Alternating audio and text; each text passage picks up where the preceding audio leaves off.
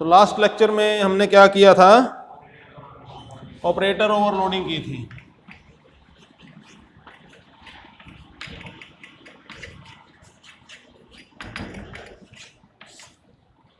Operator overloading में unary किया था, बाइनरी किया था।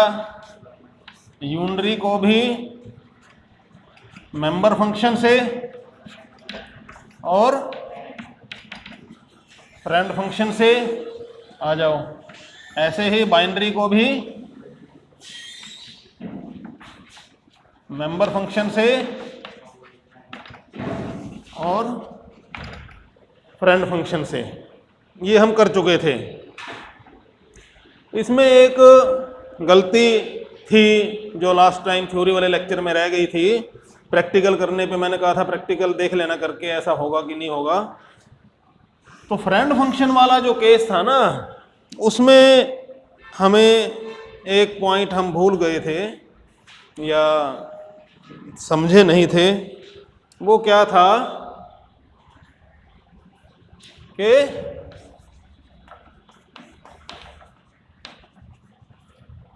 फंक्शन ओवरलोडिंग, फंक्शन ओवरलोडिंग, इसको मैं थोड़ा सा एक्सप्लेन कर देता हूं कि दिक्कत क्या थी।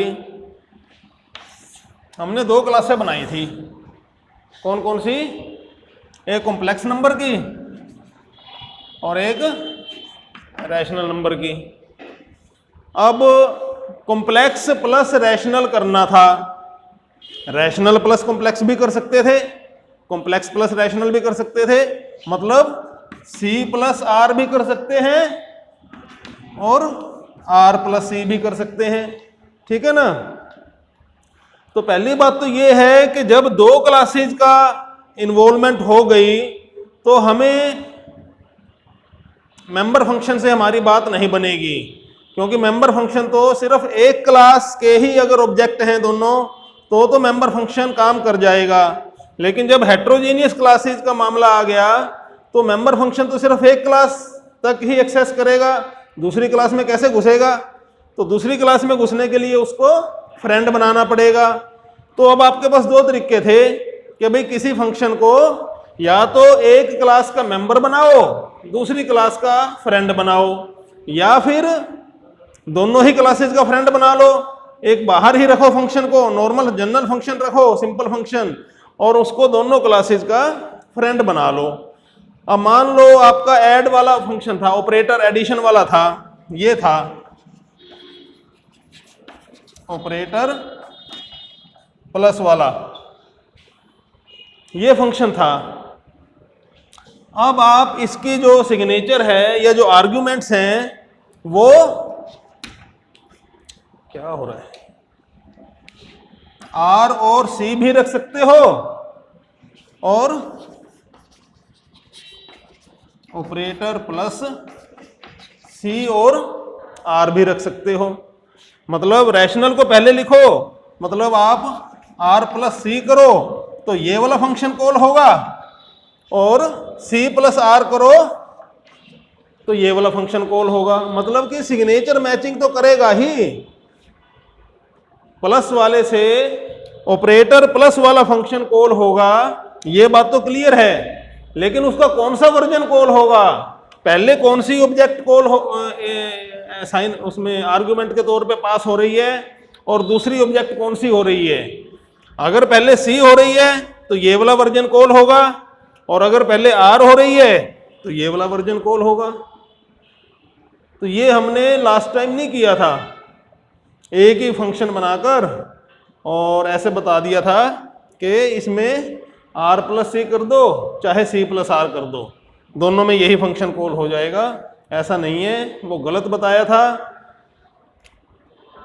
आर्ग्यूमेंट पासिंग का जो खेल है, आर्ग्यूमेंट पासिंग का जो सिस्टम है वो ये है कि जो पहली ऑपरेंड है लेफ्ट साइड वाली ऑपरेंड, वो फर्स्ट आर्ग्यूमेंट अगर तो फ्रेंड फंक्शन है तो उसमें फर्स्ट आर्ग्यूमेंट के तौर पे पास होगी, अगर मेंबर फंक्शन है तो वो कॉलिंग ऑब्जेक्ट का काम करेगी, फर्स्ट आर्ग्यूमेंट। क्लियर हो गया।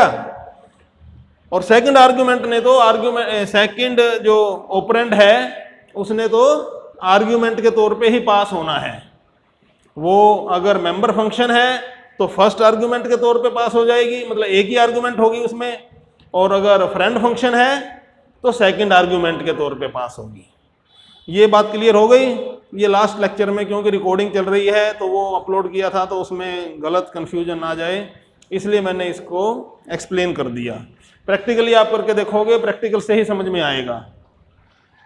ऑपरेटर ओवरलोडिंग खत्म हो गया। ऑपरेटर ओवरलोडिंग में फंक्शन ओवरलोडिंग वाला कॉन्सेप्ट भी समझा दिया मैंने, फ्रेंड फंक्शन का रोल भी समझा दिया, मेंबर फंक्शन से भी कर सकते हैं वो भी बता दिया। और कई जगह मेंबर फंक्शन काम नहीं करेगा, फ्रेंड फंक्शन ही काम करेगा। वो ये है कि भी अगर आपके हेट्रोजीनियस ऑब्जेक्ट्स हैं तो फिर आपको फ्रेंड फंक्शन पे आना ही पड़ेगा, उसको आप फिर छोड़ नहीं सकते।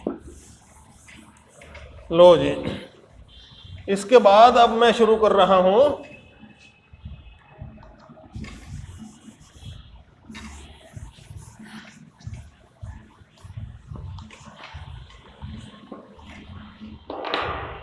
Type conversion.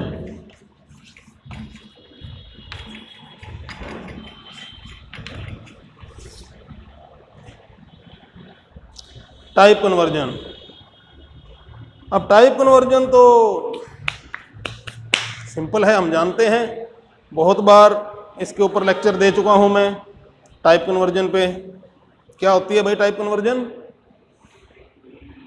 एक टाइप के डाटा को किसी दूसरे टाइप के डाटा में, दूसरे टाइप की वैल्यू में बदल देना, ये टाइप कन्वर्जन है। ये दो टाइप की होती है,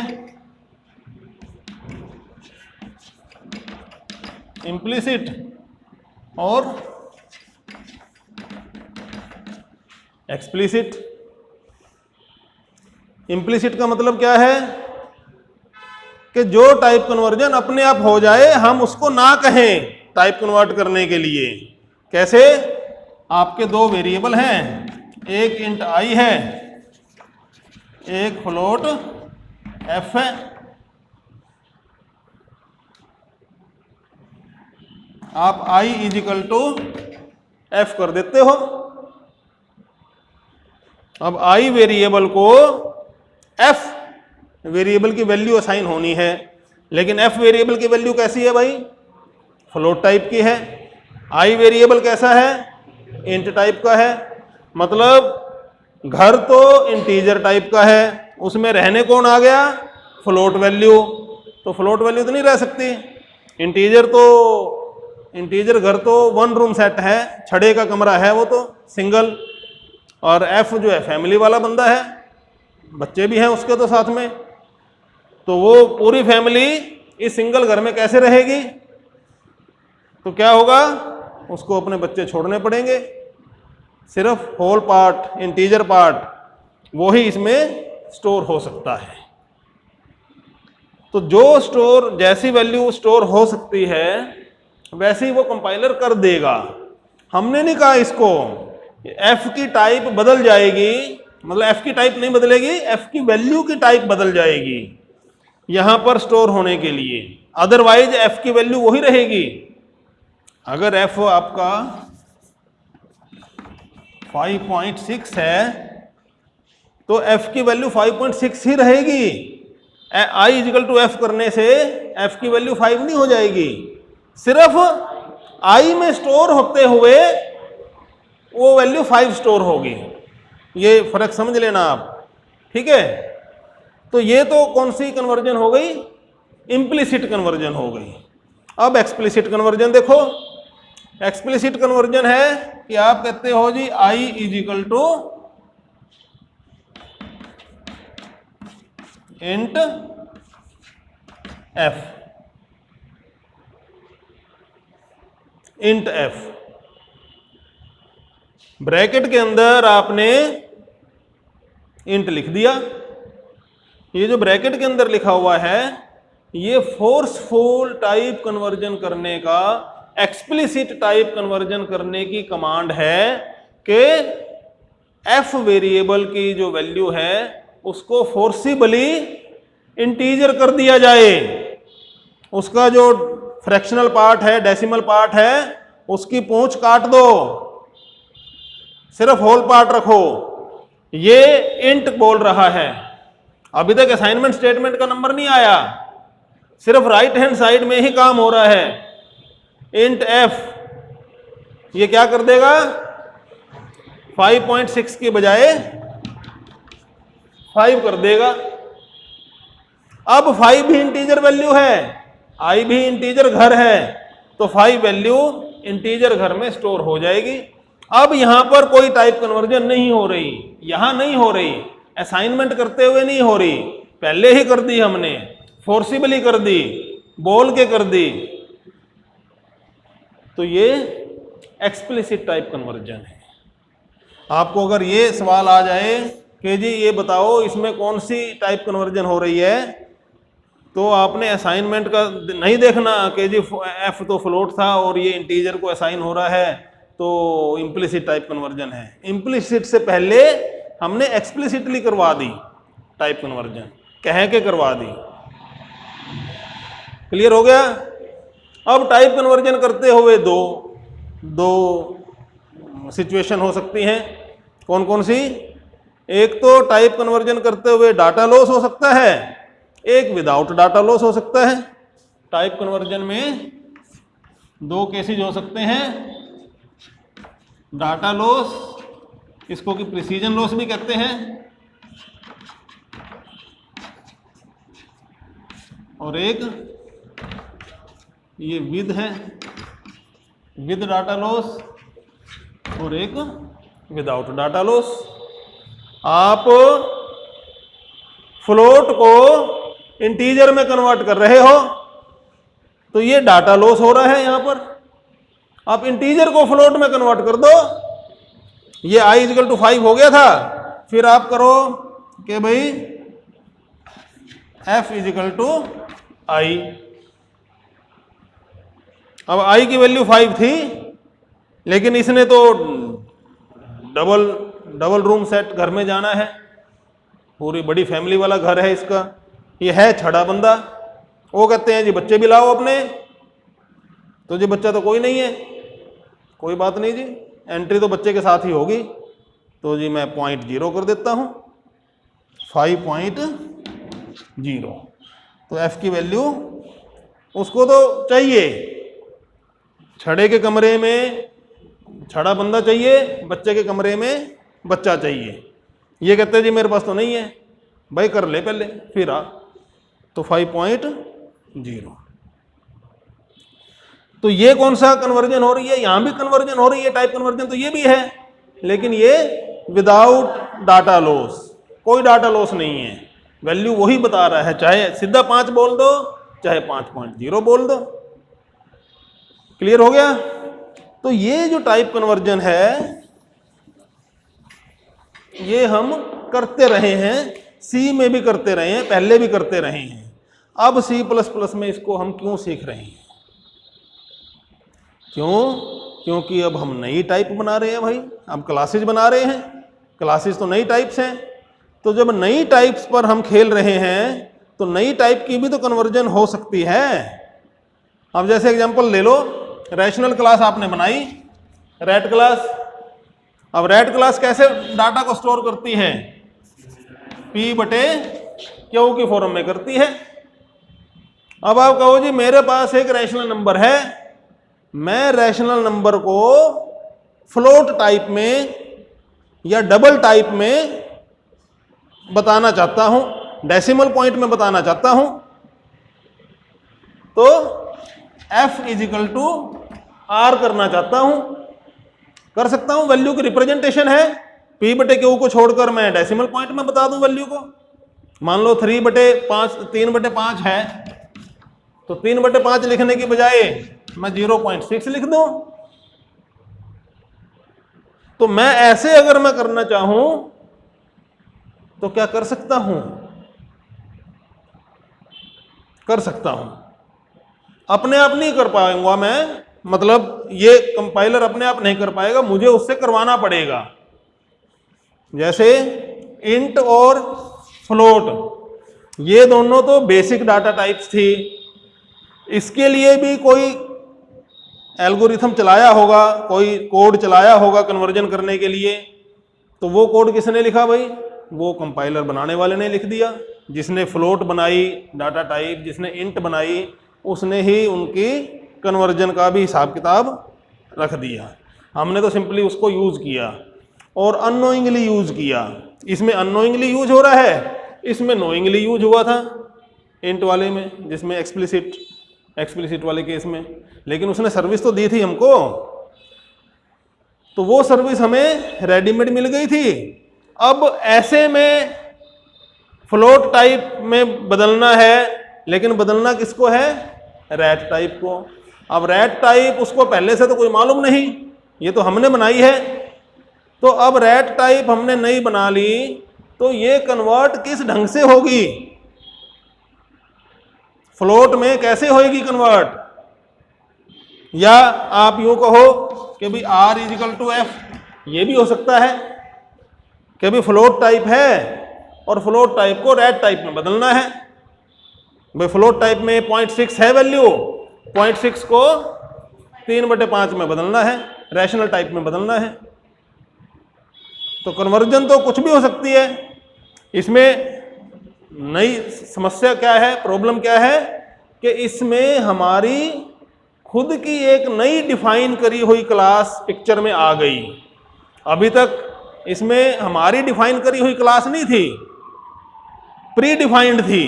दोनों ऑब्जेक्ट, दोनों वेरिएबल, उनकी टाइप प्री डिफाइंड थी।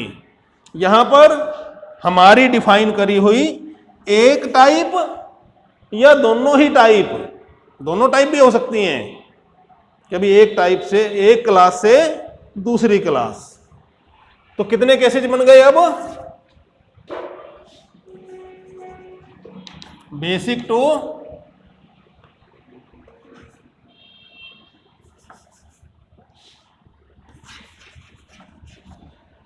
क्लास, क्लास टू बेसिक और क्लास 1 टू क्लास 2, दोनों ही हमारी ही डिफाइन करी हुई क्लास से हैं, एक क्लास से दूसरी क्लास। एग्जांपल ले सकते हो कोई? एग्जांपल इसका बनेगा क्या है? एक क्लास से दूसरी क्लास, वेक्टर किस में जाएगा? रैशनल, कॉम्प्लेक्स, कॉम्प्लेक्स किस में जाएगा? किसी में नहीं जाएगा, कॉम्प्लेक्स तो रहेगा ही। रैशनल हो सकता है, फ्लोट में जा सकता है, लेकिन फ्लोट तो बेसिक टाइप है। तो मैट्रिक्स है, मैट्रिक्स किस में जाएगा? टाइम क्लास है, टाइम क्लास किस में जाएगी? टाइम क्लास, चलो क्लास 1 टू क्लास 2 वाला एग्जांपल कोई बुक में देख लेना, नहीं तो बाद में कर लेंगे, इस पे टाइम क्या लगाएं। तो कुल मिलाकर अब हमारी ये 3 समस्याएं हैं। क्या है बेटा? टाइम क्लास 2,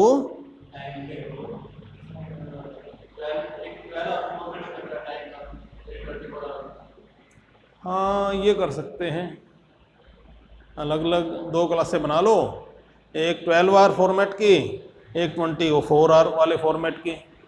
तो 12R फॉर्मेट से 24R फॉर्मेट में कन्वर्ट करने का हो जाएगा। यस, ये ठीक है, बहुत बढ़िया एग्जांपल है।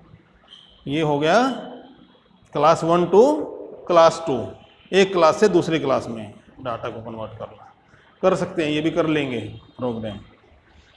चलो, तो ये अब हमारे सामने 3 इशू हैं।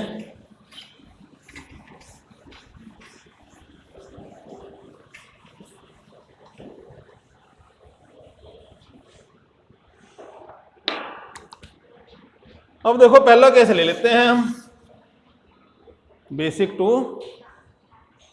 Class, basic to class. Basic हमारा फ्लोट है, नहीं, हाँ क्लास हमारी रैट है और बेसिक हमारा फ्लोट है। तो फ्लोट टू रैट क्लास में करना है।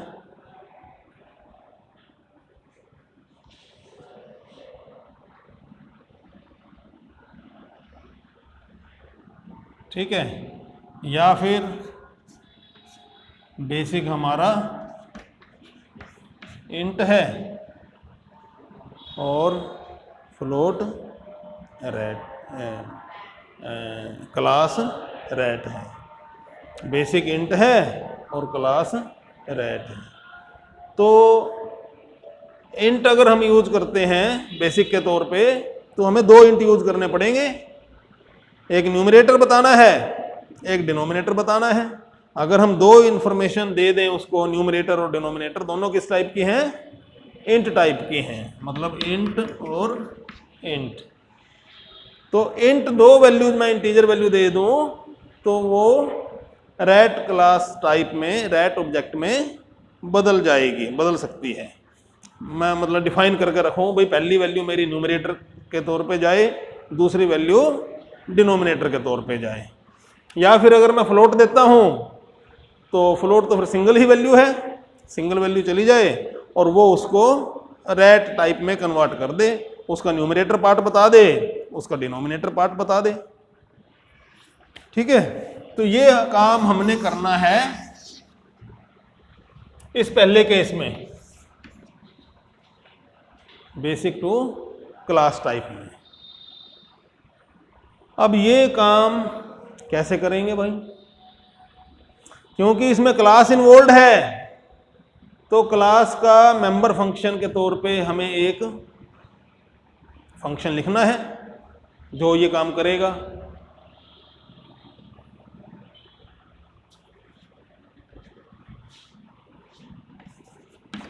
फ्लोट वाला मैं बता देता हूं।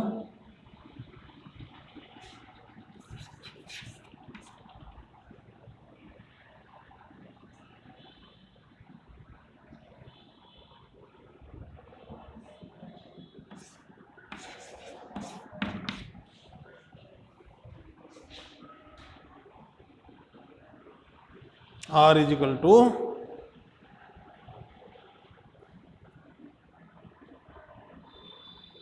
ret f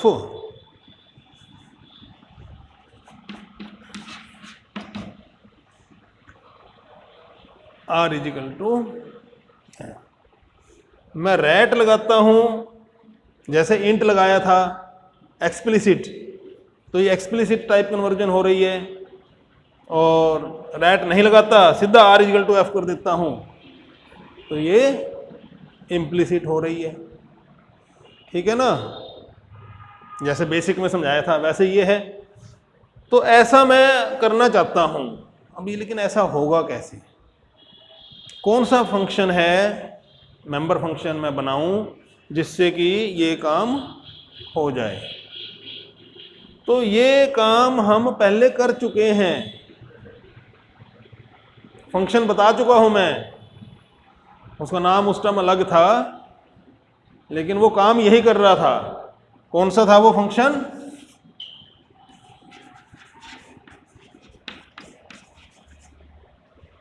constructor, constructor function था। कंस्ट्रक्टर समझाया था ना आपको, क्या होता है कंस्ट्रक्टर, एक ऐसा मेंबर फंक्शन जिसका नाम क्लास का नाम वाला नाम ही हो, क्लास वाला ही नाम हो जिसका, जिसकी कोई रिटर्न टाइप ना हो, वॉइड भी ना हो, ये भी एक्सप्लेन करके बताया था। और इनपुट आर्गुमेंट उसकी हो सकती है, एक इनपुट आर्गुमेंट हो, बिना इनपुट आर्गुमेंट हो, वो डिफ़ॉल्ट कंस्ट्रक्टर होता था, और एक हो, दो हो, तीन हो, तो वो कंस्ट्रक्टर था। ठीक है, तो रैट वाले फंक्शन क्लास में हमने कंस्ट्रक्टर बनाए भी थे।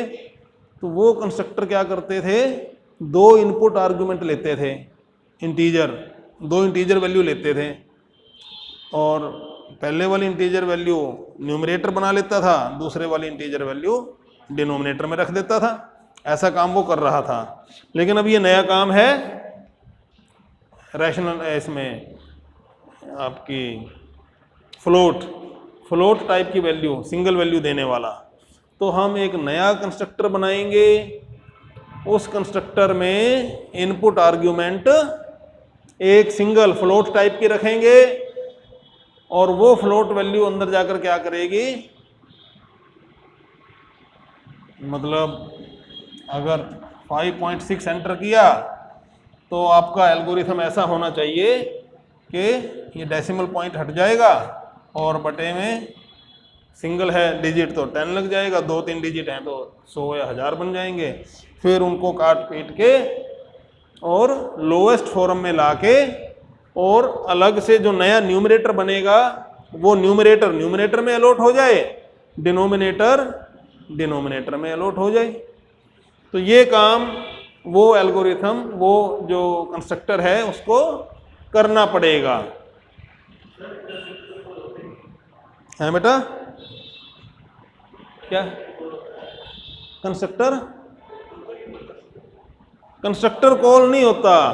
मैंने आपको देखो अब ये भी, और मैं क्लियर कर देता हूँ बात को, जो बातें जिस लेवल पे समझानी चाहिए उस तरीके से बतानी पड़ेंगी। उस टाइम मैंने आपको ये कहा था भाई कंस्ट्रक्टर जो है ना ऑब्जेक्ट क्रिएशन के टाइम ऑटोमेटिकली कॉल हो जाएगा। तो यहाँ तो कोई ऑब्जेक्ट क्रिएट नहीं हो रही, तो यहां पर अब कंस्ट्रक्टर कैसे कॉल होगा? अब ये कहते हैं जी यहां पे आप कंस्ट्रक्टर को कॉल कर सकते हो जाएगा कॉल, और कॉल होने के बाद रिटर्न में, क्योंकि कंस्ट्रक्टर ने क्या काम किया था, न्यूमरेटर और डिनोमिनेटर की वैल्यू सेट करवा दी थी। तो जब न्यूमरेटर और डिनोमिनेटर की वैल्यू सेट हो रही है, इसका मतलब वो किसी ऑब्जेक्ट, जो ऑब्जेक्ट क्रिएट हो रही है उसकी वैल्यू सेट हो रही है वो। अब यहां पर ऑब्जेक्ट तो क्रिएट हो ही नहीं रही कोई, तो फिर कौन से ऑब्जेक्ट में न्यूमरेटर और डिनोमिनेटर की वैल्यू डल रही है? तो ये कह रहे हैं कि एक टेम्परेरी ऑब्जेक्ट क्रिएट होगी, टेम्परेरी ऑब्जेक्ट बड़े शॉर्ट पीरियड के लिए, और उसके न्यूमरेटर और डिनोमिनेटर की वैल्यू सेट हो जाएगी, और वो ऑब्जेक्ट इस आर ऑब्जेक्ट को असाइन हो जाएगी। मतलब असाइनमेंट कैसे होती है? मेंबर बाय मेंबर, क्योंकि दोनों की टाइप सेम हो गई। यहां पर भी एक रैशनल टाइप की ऑब्जेक्ट क्रिएट हुई, टेम्परेरीली क्रिएट हुई सिर्फ, तो वो टेम्परेरी ऑब्जेक्ट के मेंबर इस आर ऑब्जेक्ट के मेंबर्स को उनकी वैल्यू असाइन हो जाएंगी, और फिर वो ऑब्जेक्ट, ये ऑब्जेक्ट खत्म हो जाएगी। इस ऑब्जेक्ट को कोई परमानेंट मेमोरी एलोकेट नहीं होगी। यहाँ पे ये जो कंस्ट्रक्टर कॉल हो रहा है, क्योंकि ये कंस्ट्रक्टर ऑब्जेक्ट क्रिएशन के टाइम कॉल नहीं हुआ, ऑब्जेक्ट क्रिएशन के टाइम कंस्ट्रक्टर कॉल होगा तो वो उसी ऑब्जेक्ट पर ऑपरेट करेगा, उसी ऑब्जेक्ट की वैल्यू सेट कर देगा। अब यहाँ पर ऑब्जेक्ट तो कोई है नहीं, किसने कॉल किया है इसको? कोई ऑब्जेक्ट ने तो कॉल किया नहीं, तो फिर भी ये फंक्शन कॉल हो रहा है, हम करवा रहे हैं कंस्ट्रक्टर को कॉल। तो कंस्ट्रक्टर कॉल हो गया, उसने अपना काम तो वही करेगा जो कोड लिखा हुआ है। अब कोड में तो न्यूमरेटर डिनोमिनेटर की वैल्यू सेट कर रहा है, वो न्यूमरेटर डिनोमिनेटर कहाँ हैं, कहाँ से आएंगे? तो मेमोरी में एक टेम्परेरी लोकेशन पे न्यूमरेटर और डिनोमिनेटर क्रिएट होंगे, उनकी वैल्यू, ये जो भी फंक्शन का एल्गोरिथम है, कोड है, वहाँ पर वो उनकी वैल्यू सेट करेगा और वो ऑब्जेक्ट रिटर्न कर देगा। वो रिटर्न ऑब्जेक्ट इस आर ऑब्जेक्ट को असाइन हो जाएगी, और ये स्टेटमेंट पूरी हो गई। पूरी होने के बाद वो ऑब्जेक्ट मेमोरी से साफ हो जाएगी, वो रहेगी नहीं, बचेगी नहीं। तो ये कंस्ट्रक्टर का सेकंड काम है कि टाइप कन्वर्जन के दौरान जब हम ऐसी स्टेटमेंट में उसको कॉल करें तो वो कॉल होगा, और टेम्परेरी ऑब्जेक्ट क्रिएट करके और मौके पर उसकी जो भी ज़रूरत है वो अपनी ड्यूटी उगाएगी वो ऑब्जेक्ट, उसके बाद वो मेमोरी से साफ हो जाएगी। तो कंस्ट्रक्टर का ये रोल समझ गए। तो हमने अब कंस्ट्रक्टर ही बनाना है और कुछ नहीं करना। आप कहते हो जी मैंने बेसिक टू क्लास टाइप में कन्वर्जन करनी है, तो भाई आप कंस्ट्रक्टर बनाओ। किस टाइप की वैल्यू को क्लास टाइप में बदलना है, उस टाइप की वैल्यू को एज आर्ग्यूमेंट लिखो कंस्ट्रक्टर में। एक वैल्यू है, दो वैल्यू है, तीन वैल्यू है। इंटीजर वाला केस हमने किया था, इंटीजर में दो वैल्यू रखी, इनपुट करवाई थी। पहली वैल्यू सिंपल था, वो पहली वैल्यू न्यूमरेटर को चली गई, दूसरी वैल्यू डिनोमिनेटर को चली गई, बात खत्म। फ्लोट में हमने नया काम करना है, नया कंस्ट्रक्टर बनाओ जो एक ही इनपुट लेता होगा, फ्लोट टाइप की लेगा, फ्लोट वैल्यू उसको चली जाएगी, फ्लोट वैल्यू को रिसीव करके अंदर वो उसको फिर ऐसे हल करेगा और काट पीट करके जो शॉर्टेस्ट फॉर्म उसकी बनेगी उस फॉर्म में जो नया न्यूमरेटर की वैल्यू आएगी वो न्यूमरेटर को सेट कर देगा, डिनोमिनेटर की वैल्यू आएगी डिनोमिनेटर को सेट कर देगा। अगर वो फंक्शन, अगर वो कंस्ट्रक्टर कॉलिंग ऑब्जेक्ट के टाइम कॉल हो रहा है तो कॉलिंग ऑब्जेक्ट में उनकी वैल्यू सेट कर देगा। अगर टाइप कन्वर्जन के दौरान कॉल हो रहा है तो टेम्परेरीली एक ऑब्जेक्ट बनाकर एक लोकेशन पे न्यूमरेटर डिनोमिनेटर की वैल्यू सेट करके अपना काम पूरा करेगा। उसके बाद वो ऑब्जेक्ट क्या उसका यूज होना है, वो यूज होकर वो ऑब्जेक्ट वहां से खत्म हो जाएगी, साफ हो जाएगी। ये पहला कैटेगरी हमने कर ली, बेसिक टू क्लास टाइप। अगली category class to basic type की है, वो फिर मैं कल करा दूंगा। और पूछो, किसी ने कुछ पूछना है तो। हाँ हाँ, इसको बंद कर दो।